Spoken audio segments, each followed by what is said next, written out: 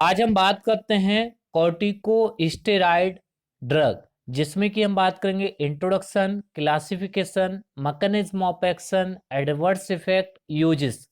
तो सबसे पहले हम बात करते हैं इनके कुछ कॉमन एडवर्स इफेक्ट की, जो कि डायबिटीज या फिर हाइपरग्लाइसीमिया, हाइपरटेंशन, ऑस्टियोपोरोसिस, जिसमें कि देखा गया है जो बोन्स हैं उनमें पोर बनने लगते हैं, फ्लूइड इम्बैलेंस, जो बॉडी का जो फ्लूइड है वो इम्बैलेंस होने लगता है और जिसकी वजह से एडिमा या फिर सोइलिंग हो जाती है, इम्यून सिस्टम रिस्पॉन्स डिक्रीज हो जाते हैं और जिसकी वजह से क्या होता है, इम्यून सिस्टम वीक हो जाता है और कोई इन्फेक्शन बहुत जल्दी ही ग्रो कर जाता है इन बॉडी।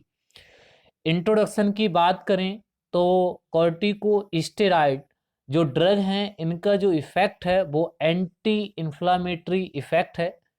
तो ये इन्फ्लामेशन और सोइलिंग को कम करते हैं और डिक्रीज करते हैं इम्यून सेल मीडिएटेड रिस्पॉन्स, या फिर सप्रेस करते हैं immune cell mediated response.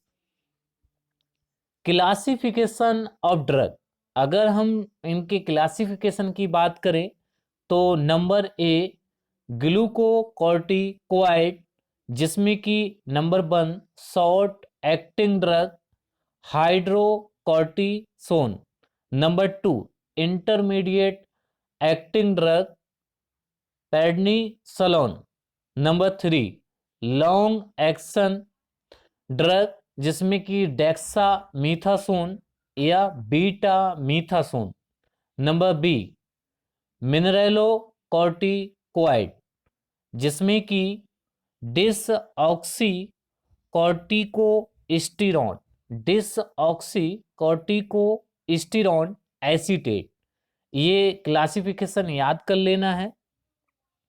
Pharmacological action या फिर pharmacological effect, number 1 carbohydrate metabolism, carbohydrate metabolism जिसमें कि ये स्टिमुलेट करते हैं glycogen deposition in liver and decrease करते हैं पेरिफेरल यूटिलाइजेशन ऑफ ग्लूकोज। अगर ये ड्रग ज़्यादा यूज किए जाते हैं तो डायबिटीज़ या फिर हाइपरग्लाइसीमिया इनका एडवर्स इफेक्ट देखने को मिलता है। नंबर 2 लिपिड मेटाबॉलिज्म, जिसमें कि ये ड्रग इंक्रीज करते हैं प्रोटीन ब्रेकडाउन और इन्हें ज़्यादा लॉन्ग टाइम तक अगर यूज किया जाता है तो ऑस्टियोपोरोसिस या मसल्स ब्लास्टिंग देखने को मिलती है। इलेक्ट्रोलाइट एंड वाटर मेटाबॉलिज्म, ये इंक्रीज करते हैं reabsorption of sodium and water. अगर ये ड्रग लॉन्ग टाइम तक यूज किए जाते हैं तो हाइपरटेंशन एंड एडिमा देखने को मिलता है, इनका एडवर्स इफेक्ट। कैल्शियम मेटाबॉलिज्म, जो कि ये इंक्रीज करते हैं रीनल एक्सक्रेशन ऑफ कैल्शियम। अगर लॉन्ग टाइम तक इन ड्रगों को यूज किया जाता है तो ऑस्टियोपोरोसिस देखने को मिलती है। कार्डियोवैस्कुलर सिस्टम, ये इंक्रीज करते हैं reabsorption of sodium and water और जिसकी वजह से हाइपरटेंशन देखने को मिलती है। स्केलेटल मसल्स, कॉर्टिकोस्टेरॉइड ये रिक्वायर्ड हैं normal function of skeletal muscles. Number 7 central nervous system, इनका जो इफेक्ट देखा गया है maintenance of blood pressure, glucose concentration, electrolyte level and influence करते हैं मूड एंड बिहेवियर। अगर लॉन्ग टाइम तक इन ड्रगों का यूज किया जाता है तो जैसे कि इंसोमिनिया या फिर साइकोसिस एडवर्स इफेक्ट देखने को मिलते हैं। गैस्ट्रो इंटेस्टाइनल ट्रैक्ट, कॉर्टिकोस्टेरॉइड जो ड्रग हैं वो इनिबेट करते हैं प्रोस्टाग्लैंडिन सिंथेसिस, जिसकी वजह से क्या होता है लोकल इम्यून रिस्पॉन्स डिक्रीज हो जाते हैं और जैसे कि एच पाइलोरी जो इन्फेक्शन है वो ग्रो कर जाता है। ब्लड एंड लिम्फोइड टिश्यू, जिसमें कि देखा गया है कॉर्टिकोस्टेरॉइड डिक्रीज करते हैं नंबर ऑफ सर्कुलेटिंग लिम्फोसाइट जैसे कि eosinophils, basophils and monocyte. Anti inflammatory effect, corticosteroid जो ड्रग है इनका एंटी इन्फ्लामेटरी इफेक्ट है, जो कि इन्फ्लामेशन या फिर सोइलिंग या फिर इम्यून सेल मीडिएटेड या फिर इन्फ्लामेटरी जो मीडिएटेड रिस्पॉन्स हैं ये उन्हें सप्रेस या फिर इनिवेट करते हैं। और ये जैसे कि clinical features like inflammation such as redness of skin, heat, pain and swelling को ये क्या करते हैं, कम करते हैं। और जो इन्फ्लामेटरी मीडिएटर हैं उनकी सिंथेसिस को ये इनिवेट करते हैं, लाइक साइटोकाइन को ये इनिवेट करते हैं, इंटर ल्यूकोट्रिन फैक्टर को ये इनिवेट करते हैं, ट्यूमर नेक्रोसिस फैक्टर को ये इनिवेट करते हैं। तो इनका क्या है, एंटी इन्फ्लामेटरी इफेक्ट है।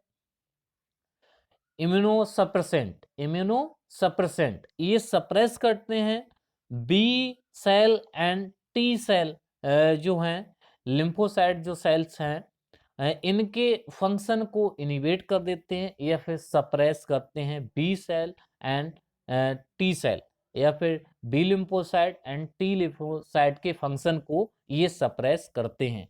और जिसकी वजह से जो इम्यूनिटी रिस्पॉन्स है वो सप्रेस हो जाते हैं।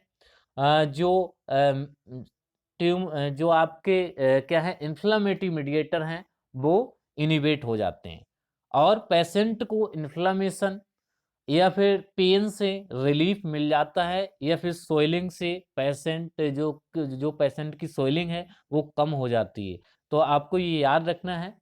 मैकेनिज्म ऑफ एक्शन की बात करें तो सबसे पहले जो ड्रग है वो बाइंड होता है रिसेप्टर से इन साइटोप्लाज्म और इसके बाद क्या होता है ड्रग और रिसेप्टर कॉम्प्लेक्स बना लेता है आपस में मिलके और ये एक्टिवेटेड हो जाता है और एक्टिवेटेड होते ही ये एंटर करता है न्यूक्लियस और न्यूक्लियस में एंटर होते ही ये बाइंड होता है bind to specific site on DNA और इसके बाद ये क्या करता है रेगुलेट करता है प्रोटीन सिंथेसिस। तो आपको ये मैकेनिज्म ऑफ एक्शन याद रखना है। ड्रग सबसे पहले जाके बाइंड होगा रिसेप्टर से और रिसेप्टर एक्टिवेट होगा, कम्प्लेक्स बनाएगा और न्यूक्लियस में ये एंटर करेगा और एंटर करते ही ये बाइंड होगा to specific site on DNA. After that regulate करेगा protein synthesis and drug response after that. Pharmacokinetic की बात करें ड्रग का एब्जॉर्प्शन होगा, सिस्टमिक सर्कुलेशन में ड्रग जाएगा उसके बाद इसका जो मेटाबॉलिज्म है वो हेपेटिक मेटाबॉलिज्म होगा, लिवर के थ्रू होगा और एक्सक्रेशन किडनी के थ्रू होगा। यूजेस की बात करें तो नंबर ए रिप्लेसमेंट थेरेपी में इसका यूज होता है जैसे कि एक्यूट एंड क्रोनिक एडरीनल इनसफिशियंटी या फिर एडिशन डिजीज में इन ड्रगों को दिया जाता है। नंबर बी फार्माकोथेरेपी, इन ड्रगों का यूज आर्थराइटिस में होता है, एलर्जिक रिएक्शन में इन ड्रगों का यूज होता है, ऑटो इम्यून डिजीज में होता है जिसमें कि जो एंटीबॉडी होती है अपने ही बॉडी के सेल को या फिर टिश्यू को डिस्ट्रॉय करने लगती है। तो ऑटो इम्यून डिसऑर्डर में इन ड्रगों का यूज होता है, ब्रोंकियल अस्थमा में होता है, लंग्स डिजीज जो होती हैं उनमें किया जाता है, आई इन्फेक्शन में होता है या फिर आई डिजीज में होता है, स्किन डिजीज में इन ड्रगों का यूज होता है, एडिमा में इन ड्रगों का यूज होता है, ऑर्गन ट्रांसप्लांटेशन में इन ड्रगों का यूज होता है और फिर जो आपके एलर्जी या फिर हाइपर सेंसिटिविटी रिएक्शन है या फिर जो इम्यून रिस्पॉन्स है उन्हें सप्रेस करने में इन ड्रगों का यूज होता है। तो आज के लिए इतना ही। Thank you.